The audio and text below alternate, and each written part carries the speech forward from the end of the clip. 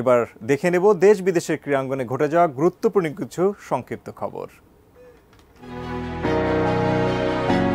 ভারতের প্রধান কোচের পদে ৩,০০০-এর বেশি আবেদন পেয়েছে ভারতীয় ক্রিকেট বোর্ড বিসিসিআই। তালিকায় আছেন বিসিসিআই সচিব জয় শাহর বাবা অমিত শাহ, ভারতের প্রধানমন্ত্রী নরেন্দ্র মোদী, সচিন তেন্ডুলকর, মহেন্দ্র সিং ধোনি, বীরেন্দর সেহওয়াগ সহ আরও অনেকেই। দেশটির গণমাধ্যম ইন্ডিয়ান এক্সপ্রেস বলছে, জনপ্রিয় ক্রিকেটার ও রাজনীতিবিদদের নাম দিয়ে এরকম আরও অনেক নকল আবেদন জমা পড়েছে বিসিসিআই এর কাছে। ইতালির হয়ে ক্রিকেট খেলবেন অস্ট্রেলিয়ান ক্রিকেটার জো বার্নস।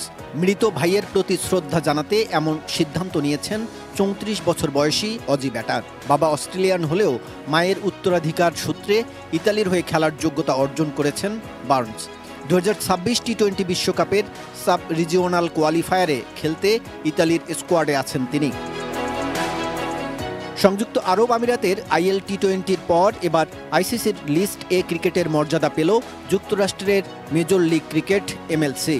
এর আগে কেবল আইসিসির পূর্ণ সদস্য দেশগুলোই লিস্ট এ ক্রিকেট আয়োজনের অনুমোদন পেত, তবে সেই শর্ত শিথিল করে দিয়েছে আইসিসি।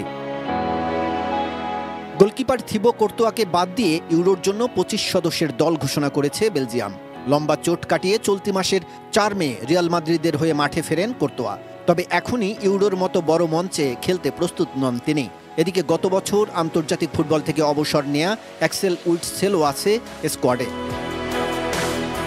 কাজল রায়, স্পোর্টস ডেস্ক, এটিএন নিউজ।